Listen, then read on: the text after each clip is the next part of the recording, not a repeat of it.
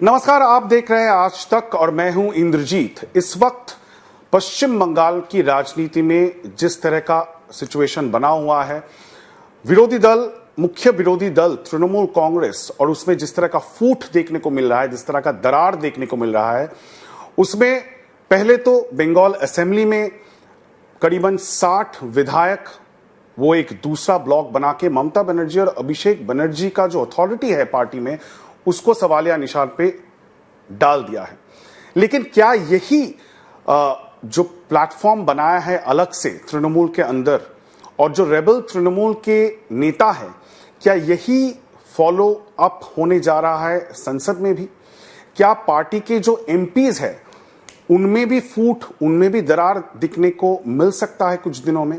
इस पे काफी अटकलें पश्चिम बंगाल की राजनीति में लगाई जा रही हैं, और तृणमूल का जो टॉप ब्रास है, लीडरशिप, ममता बनर्जी और अभिषेक बनर्जी, इस वक्त कहीं ना कहीं ममता बनर्जी के सामने एक चुनौती खड़ा हो चुका है।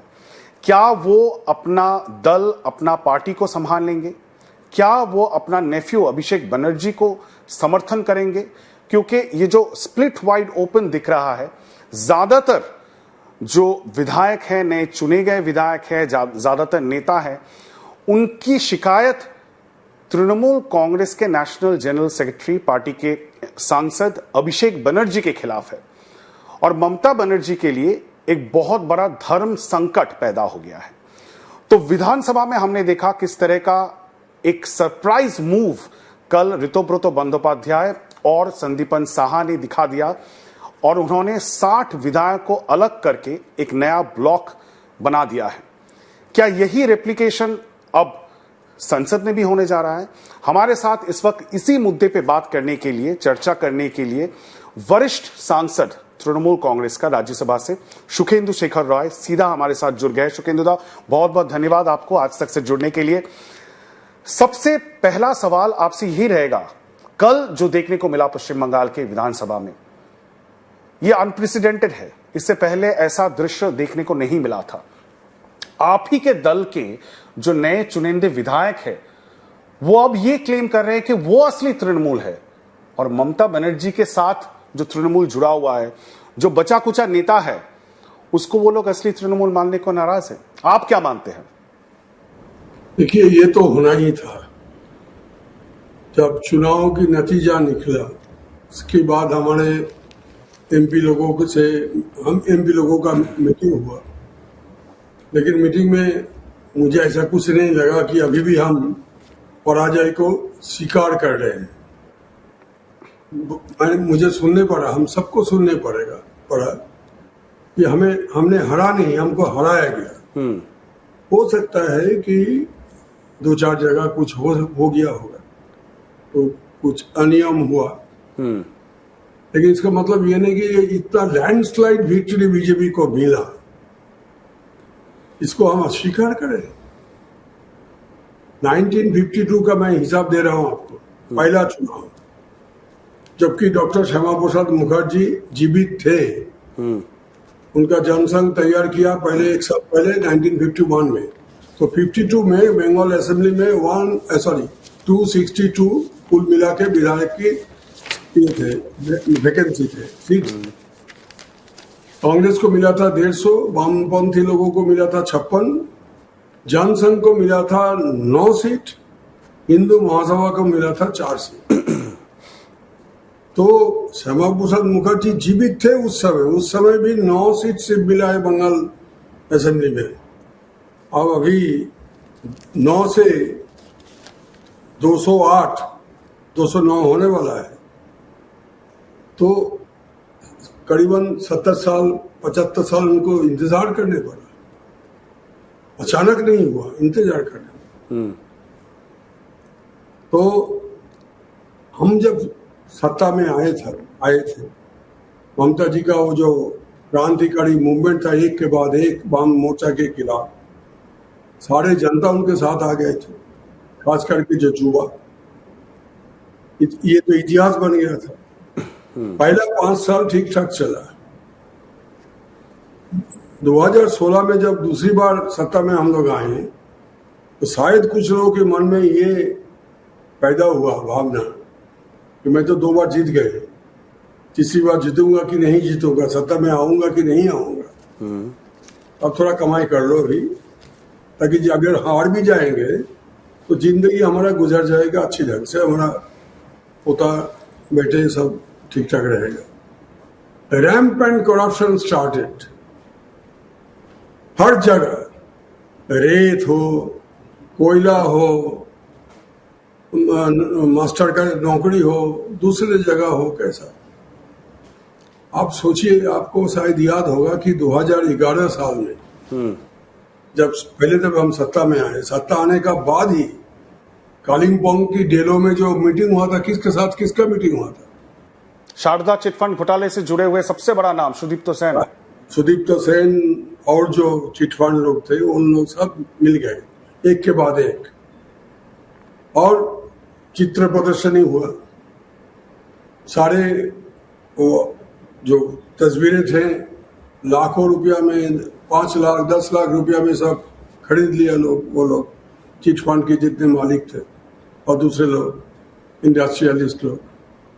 वहां से शुरू हुआ, शुरुआत वहां से हुआ। लेकिन ये जब सार्वजनिक रूप ले लिया ये भ्रष्टाचार, ये 2016 से धीरे धीरे धीरे धीरे एक प्रातिष्ठानिक चेहरा दिया गया इसको। आपको मालूम है कि बंगाल की एक स्टेट लॉटरी था, पश्चिम बंगाल राज्य लॉटरी, उसको बंद कर दिया गया और डीआर लॉटरी को नो ऑब्जेक्शन दे दिया, तुम कमाओ जितना खुशी, मोनोपोली। नहीं शुक्रेंदुदा, लेकिन आप कौन किसको जिम्मेदार मानते हैं? कल अगर हमने देखा कि 60 विधायक, 58 विधायक अभी कहा जा रहा है, 60 हो सकता है, वो अगर पार्टी को चुनौती दे रहे हैं, वो ये कह रहे हैं कि ममता बनर्जी एडवाइजर बन जाए। तृणमूल कांग्रेस, असली तृणमूल कांग्रेस, वो कह रहे हैं कि वो है असली तृणमूल कांग्रेस, और ममता बनर्जी को वो कह रहे हैं कि वो एडवाइजर बन जाए।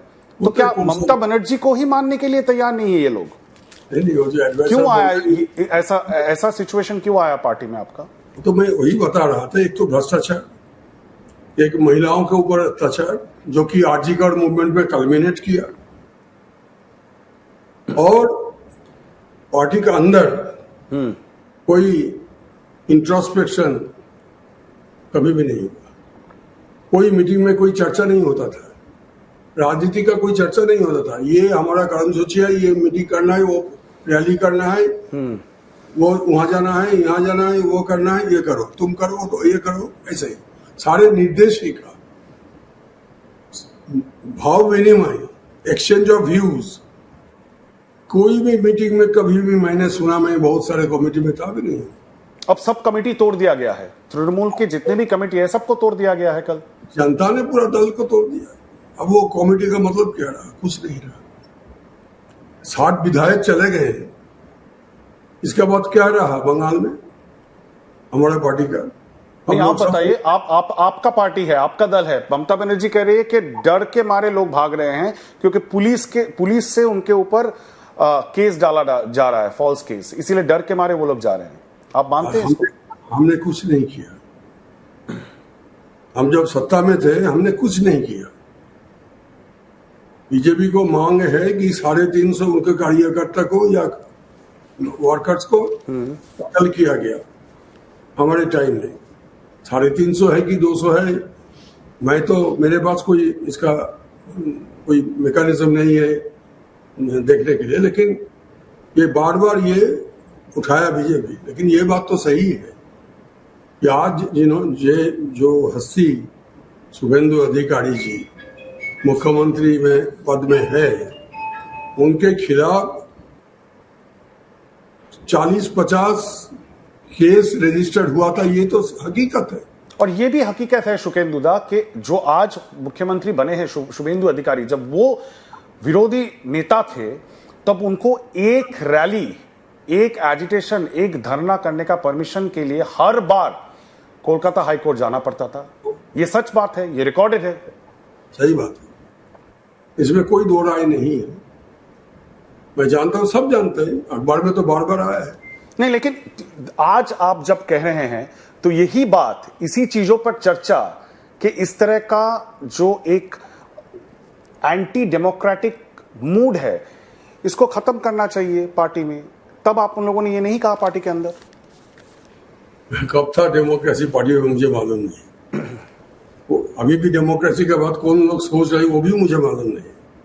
लेकिन मुझे ये पहली दफे देखा हमने, मेरा भी 59 साल बीत चुका मैंने पॉलिटिक्स में, बंगाल के इतिहास में, असेंबली के इतिहास में कभी भी आज जो ऋतुपर्तो बनर्जी और दूसरे उनके साथी लोग जो गए हैं, कुल मिला के 60 विधायक हमारे पार्टी का, ऐसा तो कभी नहीं हुआ, कभी नहीं हुआ बंगाल के इतिहास में। क्यों हुआ? इसके बारे में कोई आत्मनिरीक्षण हुआ है क्या?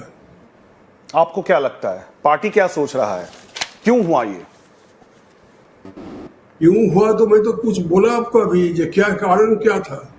एक प्रशासक अगर आम जनता को आंख में वो क्या बोलना चाहते हैं आंख से, मैं वो देखना नहीं चाहता हूं। वो जो बोल रहे हैं सड़क पर वो हम सुनना नहीं चाहते हैं, तब तो वो प्रशासक तो सत्ता में ज्यादा दिन नहीं रह सकता। ये तो इतिहास है। फिर जिम्मेदारी किसकी है? जिम्मेदारी बनती किसकी है, ममता बनर्जी का या अभिषेक बनर्जी का? क्योंकि ये लोग जो बागी विधायक है वो कह रहे हैं कि अभिषेक बनर्जी को वो नहीं मानते। सुनिए, जब जो लोग ऊपर से जो पार्टी को जो चला रहे हैं, जब पार्टी आउट ऑफ पावर होती है या पार्टी के सामने कोई बड़ा मुसीबत आती है, तो सब तो अंगली ऊपर में ही उठाएंगे। इसका मतलब ये नहीं कि बाकी लोग सब निर्दोष है, नहीं। नीचे भी कुछ लोग बहुत सारे बुरा काम किया, इसका असर तो पार्टी के ऊपर पड़ा। गांव में कौन, सब नहीं, बहुत सारे अच्छा आदमी भी है पार्टी में, डेडिकेटेड वर्कर्स अभी भी है पार्टी में, लेकिन उनको बात सुनने के लिए कोई तैयार नहीं थे, उनके लिए कोई फोरम नहीं था कहाँ पे जाके वो अपना मन की बात बोलेंगे। लेकिन अब आप गांव में जाओ, कोई भी गांव में जाओ, पंचायत का जो प्रधान है हमारे पार्टी का, सबसे बड़ा मकान उसी का है। कालीघाट पुलिस स्टेशन में एक 15 साल ओसी था, एक एसी बनाया गया, डीसी बनाया गया। वो जो जहां से है मुर्शिदाबाद जिला की कांदी बोल के एक छोटा सा शहर, आपने टीवी पे मैंने देखा, उदयपुर पैलेस जैसे चुप पैलेस, और कितने सारे अभी भी खाली जमीन उनके सामने रखा हुआ है। नहीं, क्या ममता बनर्जी को ये सब दिख नहीं रहा था? उनको पता नहीं था ये सब उनके आंखों के सामने हो रहा है? आप बताइए। अरे भाई, मैं बोल रहा हूँ कि हमारे पार्टी को सबको मालूम था क्या हो रहा है, सबको मालूम था। मैं आरजी के ऊपर आवाज उठाने का कोशिश किया, मैंने सड़क पर धरना भी दिया, मैं बहुत अस्वस्थ था, फिर भी मुझे पुलिस 2 बार, एक दिन में 2 बार सामान भेजा कि आओ लाल बाजार में भेंट करो। हमारे खिलाफ पुलिस ही कार्रवाई का धमकी दिया गया फोन पर। मैंने एक ट्वीट किया था, फिर बाद में धरना दिया था। तो एक अगर रूलिंग पार्टी का संसद के ऊपर ये हरकतें होते हैं, तो जो बेचारा नीचे काम कर रहा है उसका हिम्मत कैसे आएगा कि हम। बिल्कुल, ये तो सबसे बड़ा सवाल है कि आप खुद पार्टी के एमपी हैं, इतने साल के सांसद हैं, और आपने आरजीकर मसले पर जब आवाज उठाया तब आपके घर में पुलिस आ गई और आपको समन भेज दिया गया। मुझे बुलाया गया, मैंने गया नहीं, मैं हाईकोर्ट चला गया। ये तो रिकॉर्डेड है, हमने खुद तब आज तक पे भी ये दिखाया था। लेकिन आज चर्चा ये हो रही है कि जहां एक और विधायक ममता बनर्जी की ओर से ये कहा जा रहा है कि गेट खुला है, जिसको जाना है जाए। 60 से ज्यादा विधायक अब उधर लाइन कर चुके हैं, अलग सेपरेट ब्लॉक बना रहे हैं। तो क्या संसद में भी यही होने जा रहा है, लोकसभा राज्यसभा में? आप बताइए। मुझे अभी तक जितना सुनने में आया कि चंद दिनों में लोकसभा में तो बंगाल वाला सिचुएशन रिपीट होने जा रहा है। चंद दिनों में, ज्यादा दिन आपको इंतजार नहीं करने पड़ेगा। मैं पहले भी बोला था, party is over, party will be disintegrated like a house of cards, और वही हो रहा है, वही प्रक्रिया शुरू हो गया। तो कितने सांसद होंगे ऐसे? लोकसभा में आपके 29 सांसद है, आपको क्या सुनाई दे रहा है? कितने सांसद होंगे फिर? 29 नहीं, 28 है। 28? बसीरहाट आपका पेंडिंग है कलकत्ता हाई कोर्ट में। क्या होने वाला है? आपको क्या सुनाई दे रहा है? आपको पार्टी के अंदर अभी भी है मेजोरिटी चला जाएगा।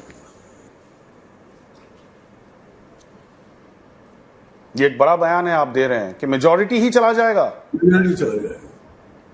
और राज्यसभा में राज्यसभा में अभी तक कोई सिलसिला ऐसा नहीं है, शुरू नहीं हुआ ऐसा सिलसिला, लेकिन विधानसभा में जब हुआ, लोकसभा में जब होने वाला है तो राज्यसभा बाहर तो कितने दिन बाहर रहेंगे, राज्यसभा में भी हो सकता है। तब तो सवाल बनता है आपके ऊपर भी कि आपका फ्यूचर क्या होगा, आप क्या करने वाले हैं। देखिए, मैं मेंटली पार्टी के साथ नहीं है आप मेंटली पार्टी के साथ? मेंटली के साथ मैं फिजिकली हूं, अभी भी कागज कलम में हूं, मेंटली नहीं। क्योंकि मैंने ये आम जनता का जो देखिए आम जनता बार बार सिग्नल दिया, लेकिन हमारे सरकार एक भी सिग्नल को या तो समझा नहीं या माना नहीं, या समझा भी था लेकिन माना नहीं। उसको जो नतीजा निकला था, जो हालत होना था, वो हो गया। तो मैं चोरों के साथ क्यों रहूंगा, मैं लुटेरों के साथ क्यों रहूंगा। रत्नाकर को जब पूछा गया था, उनको एक सन्यासी को लूटा था, तो बोले तुम क्यों लूट रहे हो, तो मेरे परिवार को पालने के लिए। तो तुम परिवार लोगों को जाके पूछो तुम्हारा पाप का भाग लेंगे क्या होगा। तो उन्होंने बोला हम तुम्हारा पाप हम क्यों लेंगे, तुम्हारा दायित्व बनता है खिलाने का, तुम खिलाओ। फिर हम तुम्हारा पाप का भागी क्यों होंगे, नरक में जाएंगे क्या मरने के बाद। तो इसका मतलब क्या है, आप राजनीति से त्याग लेंगे, संन्यास लेंगे, बीजेपी जाएंगे? ये एक बड़ी निर्णय है हमारा जिंदगी में, क्योंकि एक 59 साल राजनीति करने का बाद जब कोई निर्णय मुझे लेने पड़ेगा, बहुत सोच विचार करके लेने पड़ेगा। किसी मैं पार्टी छोड़ दूं या पूरा पॉलिटिक्स ही छोड़ दूं, या बीजेपी ज्वाइन करे अगर वो लेते हैं तो। देखिए वो सवाल बहुत दूर की सवाल है भाई, आज का बात कह रहा हूँ। आज अभी जो मेरे मन में जो रवैया है, कोई स्थिर निर्णय पर मैंने नहीं पहुंचा। लेकिन आप पार्टी के साथ नहीं हैं, आप ये कह रहे हैं मानसिक तौर पे आप पार्टी के साथ नहीं हैं। मानसिक तौर पे मैं पार्टी के साथ नहीं हूं। और ऐसे ही मानसिक तौर पे और कितने सांसद हैं तृणमूल में जो पार्टी के साथ नहीं है, आपको क्या पता है? देखिए, मैं तो किसी का मानसिक स्थिति को रीड नहीं कर पाता। नहीं, बातचीत तो होती होगी। नहीं, बातचीत होती है। मेरे सुनने में जो है, मैंने आपको बता दिया ना कि लोकसभा में ज्यादा मेंबर, मैंने मेजोरिटी मेंबर नहीं है। नहीं, आपको मैं नाम लेके सवाल पूछ सकता हूं। काकुली घोष दस्तीदार, उन्होंने तो पार्टी के सब पद से इस्तीफा दे ही दिया है, अब वो भी लगता है पार्टी के बाहर जाने की कगार में है। उसके साथ साथ आज देखिए महुआ मोइत्रो, उन्होंने अलग एक मैसेज सोशल मीडिया में पोस्ट करके ये कहा है कि जो लोग अभी पार्टी के खिलाफ कह रहे हैं वो अपना जो इंटरेस्ट है उसको देख रहे हैं। क्यों बीजेपी के खिलाफ लड़ नहीं रहे हैं? क्योंकि जो लोग तृणमूल कांग्रेस को वोट दिया है, जो 80 विधायक हैं जिनको तृणमूल के टिकट में जिताया गया है, उनका मैंडेट यह है कि बीजेपी के खिलाफ लड़े, तो वो लड़ने के लिए तैयार है। तो महुआ मोइत्रो ने अपना स्टांस क्लियर कर दिया है, आपने अपना स्टांस क्लियर कर दिया है कि आप पार्टी के साथ मानसिक तौर पे नहीं है। काकुली घोष दस्तीदार ने भी कहीं ना कहीं अपना जो रवैया है, रुख है, वो साफ कर दिया है। लेकिन बाकी जितने भी लोग हैं उनका अभी तक साफ नहीं हो पाया है।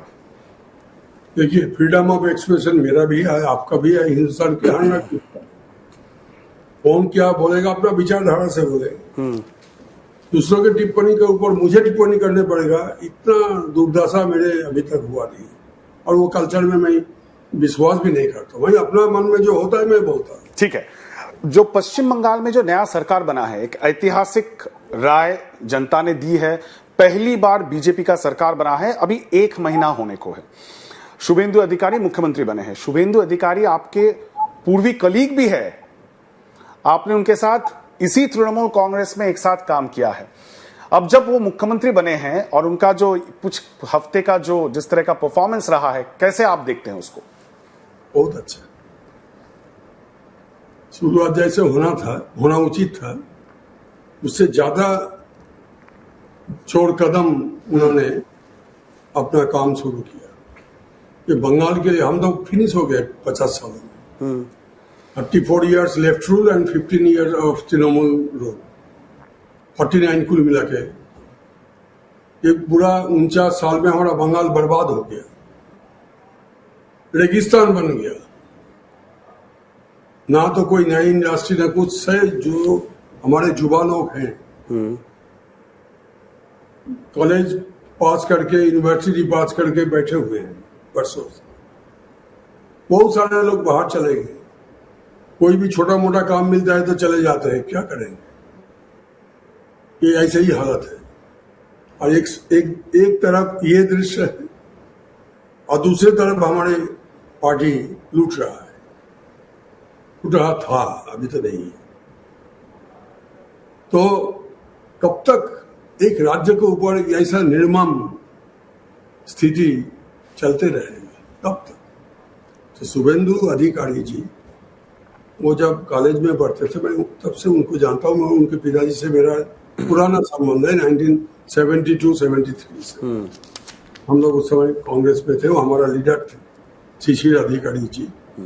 उनके छोटे भाई एमपी बना। दोनों को मैं जानता हूँ, दिव्येंदु और सौमेंदु को। तो उनके परिवार के बारे में सब हम लोगों का बहुत पुराना रिश्ता। लेकिन उसके बावजूद भी मैं ये बोलना चाहता हूँ कि एक चीफ एग्जीक्यूटिव को जिस ढंग से काम करना चाहिए उससे ज्यादा काम कर रहा है शुभेंदु। अगर कंपैरिजन करने के लिए आपको मैं पूछूं, क्योंकि आपने ममता बनर्जी के साथ ही बहुत क्लोजली आपने काम किया है। ममता बनर्जी भी मुख्यमंत्री थी, इससे पहले सांसद भी थी। अब शुभेंदु अधिकारी आपके पुराने कोलीग है, पार्टी में थे और अब मुख्यमंत्री बने हैं। दोनों का अगर कंपैरिजन हम करें मुख्यमंत्री के तौर पे, ममता बनर्जी जिस तरह का भाषा उनका था जब वो मुख्यमंत्री के पद पे थी और पद का एक गरिमा होता है, और अब जो शुरुआत शुभेंदु अधिकारी ने किया है, जिस तरह का उन्होंने अभी तक जितना भी स्पीच दिया है या पब्लिक अपीयरेंस किया है, दोनों में अंतर दिख रहा है आपको? ये तो होगा ही, क्योंकि तृणमूल कांग्रेस, हम नाम रखते हैं ऑल इंडिया तृणमूल कांग्रेस,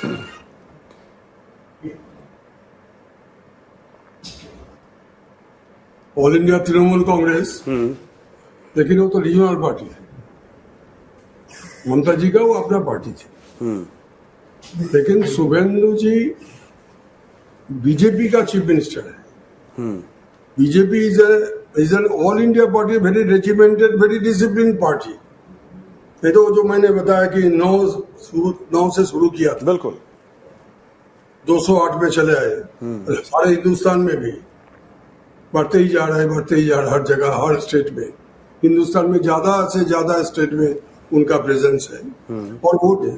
तो शुभेंदु अधिकारी जी को भी पार्टी का जो निर्देश है और पार्टी के नेतृत्व जो है, उनके साथ बातचीत करके, तालमेल करके चलने पड़ता है। और वो दिखा दिया कि ऑपोजिशन लीडर शुभेंदु एक चेहरा जो कि सड़क पर, मैदान जंग पर लड़ रहे हैं, हर वक्त पुलिस के साथ संघर्ष हो रहा है, विधानसभा के अंदर में संघर्ष हो रहा है, केस आफ्टर केस उनको फेस कर रहा है। उनकी वर्कर्स लोग को ऊपर अत्याचार हुए, वहां उनको जाने पड़ता है, उसको प्रोटेक्शन देने के लिए, उसको शेल्टर देने के लिए। ये शुभेंदु अधिकारी को हमने देखा है leader of the opposition.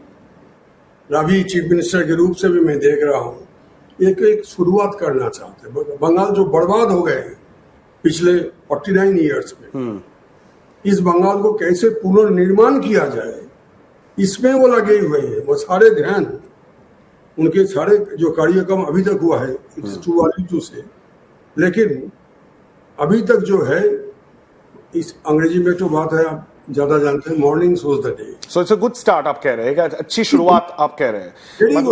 Everybody is now hopeful. I am very much hopeful at this age. After a long time, after 49 years, I have seen that a new vista has been opened in my state, when the investors will come, when our youth will get some jobs, opportunity of jobs. So I am very much hopeful. तो जिनके हाथ में ये कमान सौंपी गई है, आपको पूरा भरोसा है उनके ऊपर। लेकिन भरोसा अपने पार्टी सुप्रीमो के ऊपर है? ममता बनर्जी का राजनीतिक करियर क्या खत्म होने वाला है? क्या खत्म होने वाला है? मैं कोई ज्योतिष नहीं हूं। मैंने बोल दिया आपको कि मैं मेंटली पार्टी के साथ नहीं हूं।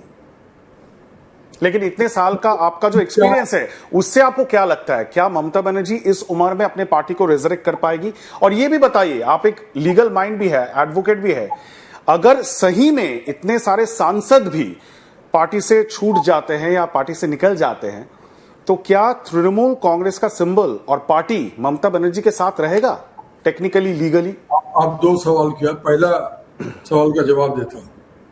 इंदिरा जी जब सत्ता से चले गए 1977 में, 30 साल कांग्रेस का राज था हिंदुस्तान में, तो उन्होंने जाके इस्तीफा दे दिया राष्ट्रपति जी को, और उन्होंने 2 लाइन का एक तो स्टेटमेंट दिया पत्रकार लोगों के लिए कि जनता की ये राय मैं नतमस्तक मानता हूं, और जो लोग सत्ता में आए हैं नए लोग, उनके लिए मेरा शुभकामना।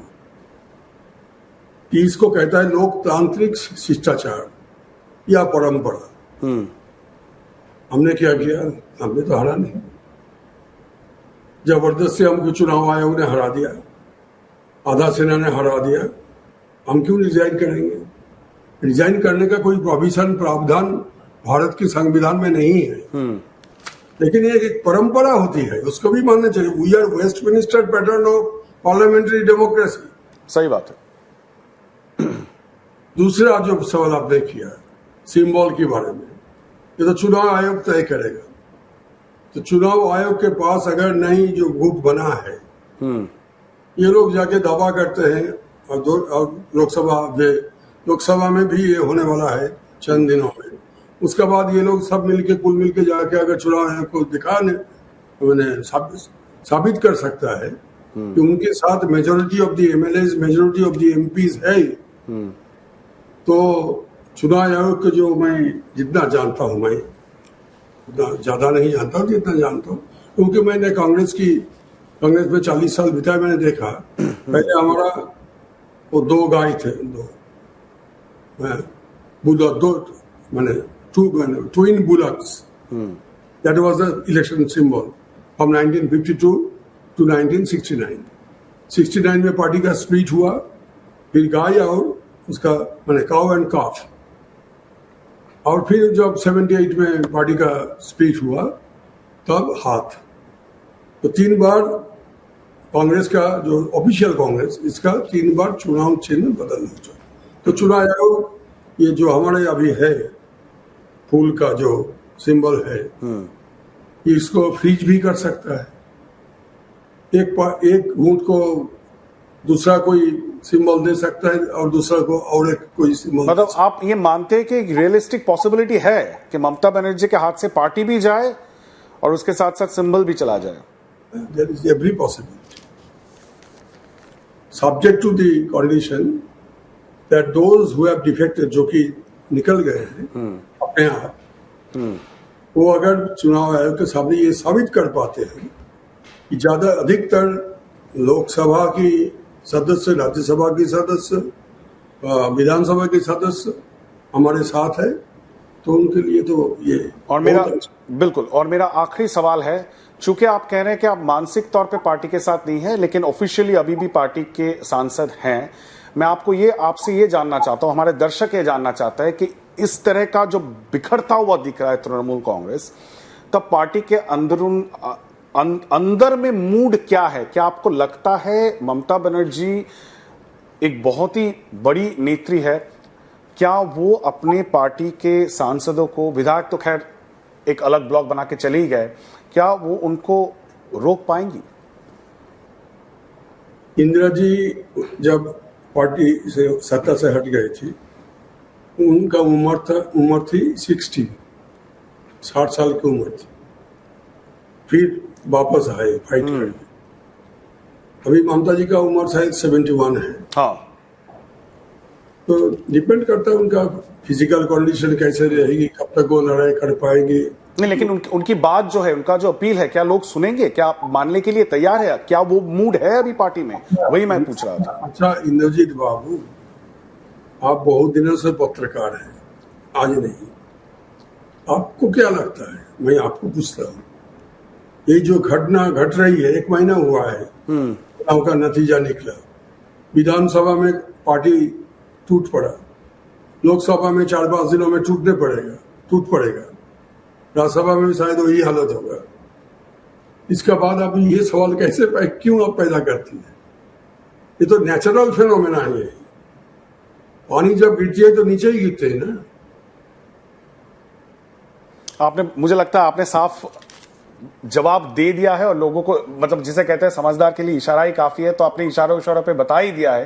क्योंकि जो इनर्शिया है, जो लॉ ऑफ मोशन है, उसको तो कोई रोक नहीं सकता। एक मूड बन चुका है तृणमूल कांग्रेस के अंदर, और शुकेंदु शेखर रॉय जी इतने दिनों के सांसद है, इतने वरिष्ठ सांसद है तृणमूल कांग्रेस का, कहीं ना कहीं वो मानते हैं कि पार्टी के अंदर आत्मनिरीक्षण की जरूरत है। जो आत्मनिरीक्षण की बात वो जब आरजीकर इंसिडेंट हुआ था तब उन्होंने कहा था, लेकिन वो हुआ नहीं है, और यही कारण है वो मानते हैं कि पार्टी इस वक्त इस तरह से that was the writing on the wall. That was the writing on the wall, and the leadership did not care for that. बिल्कुल, दीवार पे जो लिखा हुआ था उसको पढ़ने में नाकामयाब रहा तृणमूल का। नहीं, उनको मान्यता नहीं दिया। शायद वो आपको एरोगेंस कह सकते हैं कि अगर जब लोग पावर में रहते हैं तब जो ग्राउंड रियलिटी है वो देखना नहीं चाहती, या देखकर भी नजरअंदाज कर देते हैं। और यही कारण है कि राजनीति में कभी भी इस तरह का एरोगेंस होना नहीं चाहिए। अगर होता है, अगर इस तरह का एरोगेंस दिखता है, तो उसका जो नतीजा क्या होता है राजनीति में, कहीं ना कहीं एक ग्राउंडिंग जो पब्लिक है वो कर ही देती है नेताओं का। बहुत बहुत शुक्रिया शुकेंदु जी, हमारे साथ इस बात करने के लिए आज तक पर बहुत बहुत शुक्रिया। धन्यवाद। এবার এটাকে কাটো।